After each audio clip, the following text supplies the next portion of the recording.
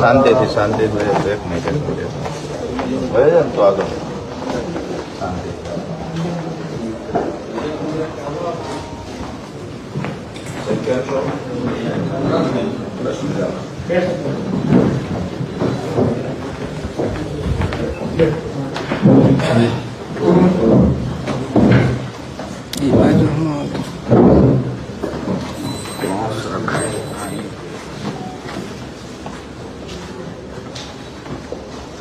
जी sir અમે ખેડૂત સંકલ્પ યાત્રા લઈને નીકળ્યા છીએ ગઈકાલ 19/3/2026 તુલસી શ્યામથી યાત્રાની શરૂઆત કરી 24 સુધીની અમારી યાત્રા પરંતુ ગઈકાલે સાંજે અમરેલી જિલ્લા સહિત સૌરાષ્ટ્રના જિલ્લાઓમાં અતિ ભારે પવન ફૂંકાણો અમુક જગ્યાએ કરા પડ્યા છે અમુક જગ્યાએ વરસાદ આવ્યો છે એટલે જે ખેડૂતોનો તૈયાર પાક હતો ખાસ કરીને આ સિઝનમાં તો આ વર્ષે તો એવું થયું છે ચોમાસુ પાકમાં પણ અનિયમિત વરસાદ પડવાના કારણે ખેડૂતોને ખૂબ મોટા પ્રમાણમાં પાક નુકસાન થયું.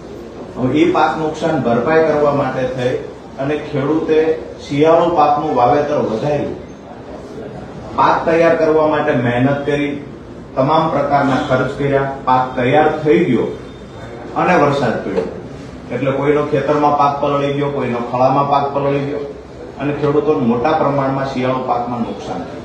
એવી જ રીતે સુરેન્દ્રનગર જિલ્લો હોય, અમરેલી જિલ્લો, ગીર સોમનાથ, રાજકોટ, જામનગર સહિતના જિલ્લાઓમાં જે દિવસે દિવસે હવે બાગાયતનું વાવેતર વધતું જાય છે તો બાગાયત પાકમાં પણ જયારે વાવાઝોડા જેવો માહોલ હતો, અતિ ભારે પવનના કારણે ઝાડ પડી ગયા છે, ખૂબ મોટા પ્રમાણમાં આવેલા ફળો પણ પડી ગયા, કેરીના પાકમાં પણ ખૂબ મોટું નુકસાન છે. તો આપ સાહેબ મારફતે મુખ્યમંત્રીશ્રીને એક રજૂઆત છે, આવેદનપત્ર પણ અમે યાત્રાની વચ્ચેથી આવેદનપત્ર આપવાનો કાર્યક્રમ આજે સવારે અચાનક એટલે બનાવવો પડ્યો કે ખરેખર નુકસાન અમે જોયું છે. અમરેલી જિલ્લામાં નુકસાન જોયું, ગીર સોમનાથમાં અમે ગઈકાલે હતા તો રાત્રે ત્યાં પણ ખૂબ પવન ફૂંકાણે છે. તો જે નુકસાન છે એનું તાત્કાલિક ધોરણે સર્વે થાય અને ખેડૂતોને યોગ્ય વળતર મળે આ મુદ્દે રજૂઆત હતી. અમારા સાથે જે આગેવાનો છે યાત્રામાં, આ આગેવાનોની સાથે અમરેલી જિલ્લા, ગીર સોમનાથ જિલ્લાના પણ આગેવાનો ઉપસ્થિત છે. વિનંતી કરીએ છીએ કે આવનાર સમયમાં આપના માધ્યમથી યોગ્ય રજૂઆત થાય અને તાત્કાલિક ધોરણે સર્વેની કામગીરી હાથ ધરવામાં આવે.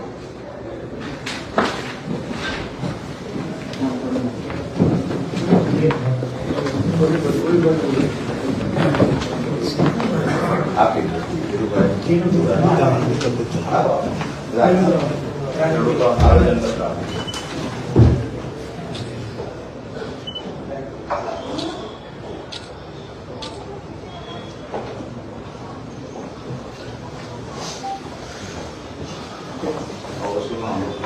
બાર